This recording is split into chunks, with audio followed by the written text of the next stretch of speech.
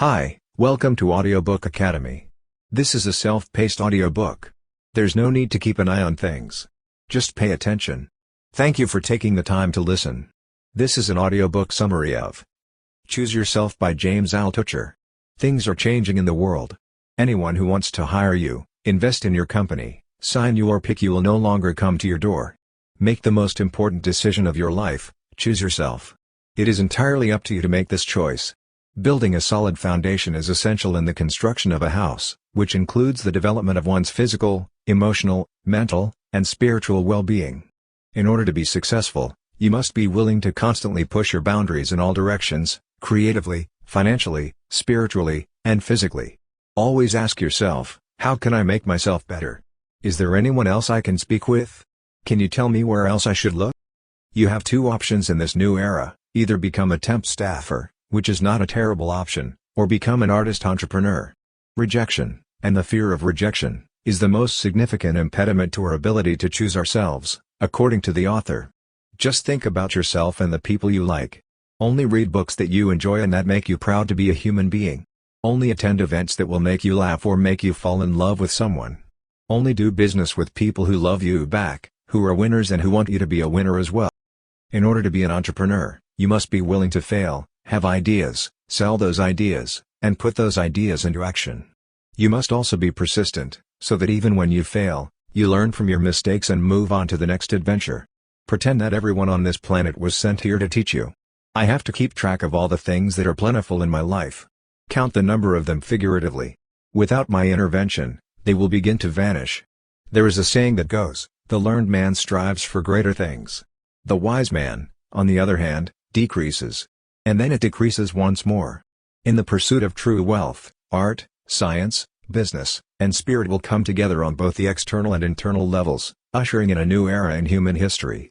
You have two options in this new era: either become a temp staffer, which is not a terrible option, or become an artist entrepreneur. Rejection, and the fear of rejection, is the most significant impediment to our ability to choose ourselves, according to the author. The first thing you must do is construct the home in which you will reside. Build a strong foundation for your home by improving your physical, emotional, mental and spiritual well-being.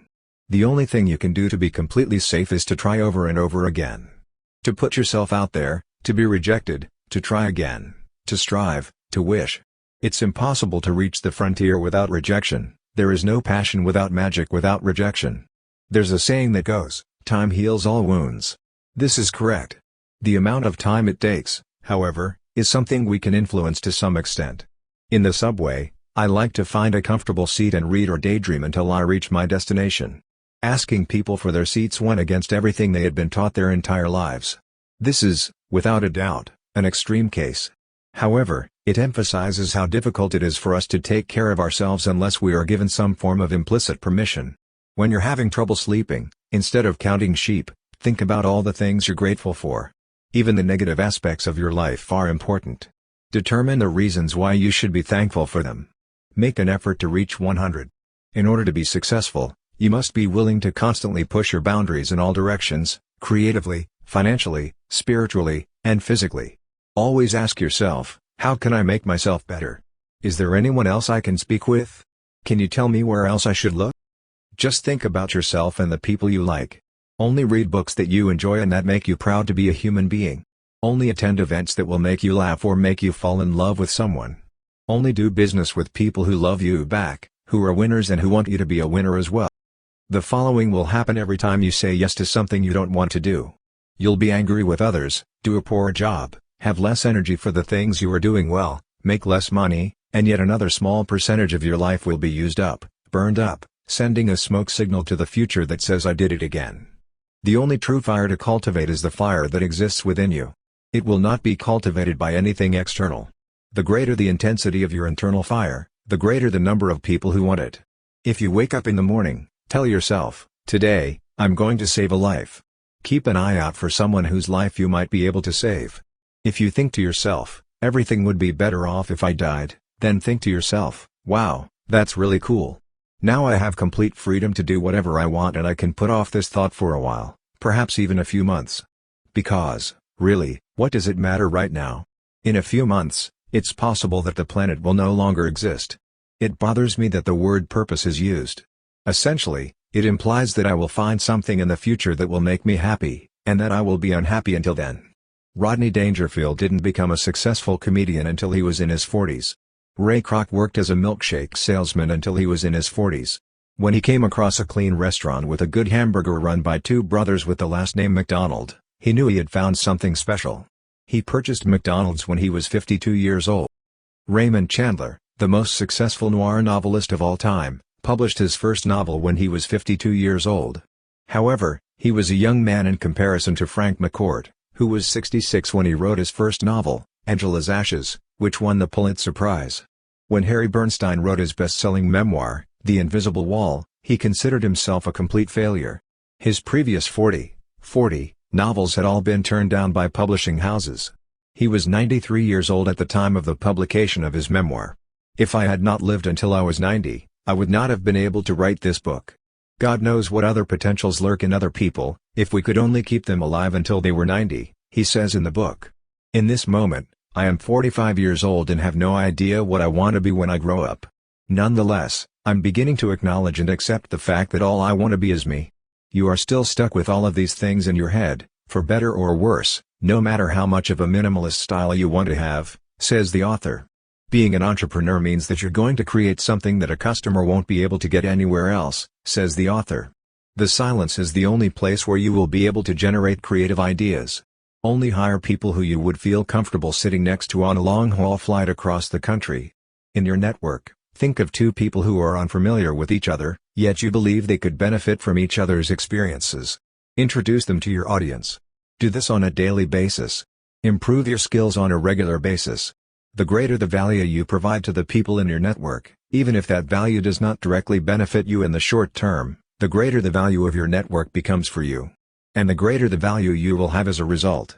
In order to be an entrepreneur, you must be willing to fail, have ideas, sell those ideas, and put those ideas into action. You must also be persistent, so that even when you fail, you learn from your mistakes and move on to the next adventure. When I open my eyes, the darkness asks me a question. Can you tell me who you'd like me to assist today? I'm a secret agent, and I'm looking forward to my next assignment. I'm ready to receive. You are not required to come up with the latest and greatest thing. Simply put, do the same old thing a little bit better than everyone else. The best way to come up with good ideas is to do two things. First, think about what you want to do, and second, write it down. 1. Spend 2 hours a day reading. 2. Come up with 10 new ideas every day. After a year, you will have read for nearly 1,000 hours and jotted down 3,600 thoughts. Accept the fact that you will not be able to control every event that occurs in your life. The phrase "I'm going to do whatever it takes to make a lot of money" is not something you say when you wake up. You wake up one morning and realize that you have a major problem. And there are a lot of people who are experiencing the same issue. And no one else is going to be able to solve this problem except me. To be successful at something, you must be familiar with every product in the industry. Every patent is well known. Experiment with all of the products. Understand the manufacturing process of the products. Create a product that you would want to use on a daily basis. You can't sell something if you don't personally adore it. If you have something worthwhile to offer, you shouldn't be afraid to make cold calls. They require your assistance more than you require their assistance. If you have an idea, don't get caught up in the money aspect of it. Don't get too caught up in how you'll make a living. Make this happen, create your product. It should be sold to a customer. Start the shipping process. Then resign from your position. In order to be successful, you must study success rather than despise or be envious of it. If you are envious, you will put yourself further away from success and make it that much more difficult to achieve it.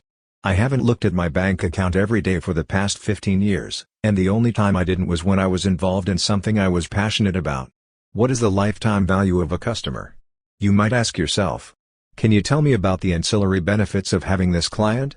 Develop a thorough understanding of your client's background, as well as their audience, readership, and platform. Many times, the real reason someone purchases from you is not because of your product, but because of you. The day he came up with the idea, he also called Boeing and ordered a plane from them, says a source about Richard Branson.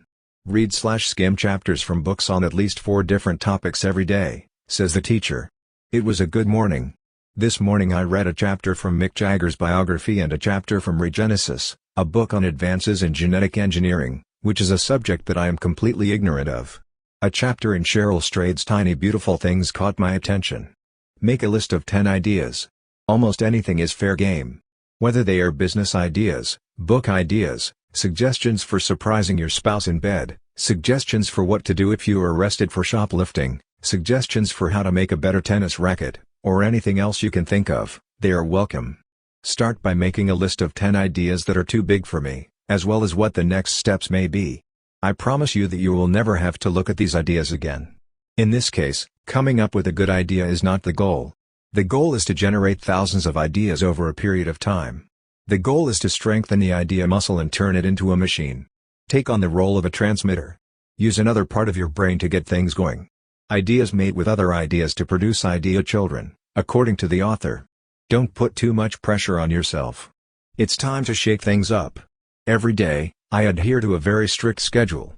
My daily routine consists of waking up early to read and write, exercising, eating, and attending meetings, phone or in person, then reversing the process, eating, writing, and sleeping. The things that we are passionate about are the things that we remember. There are 3 things I do when I'm having trouble coming up with topic ideas. 1.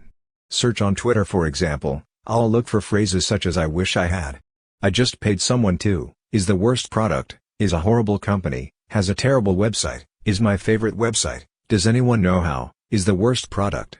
Do not be concerned with anyone else's stupidity. Your own happiness does not have to be limited by theirs unless you allow it to be. Every time I make a decision about something, I replace the exclamation point at the end of the decision with a question mark. Instead of saying "she should do this," it is said "she should do this."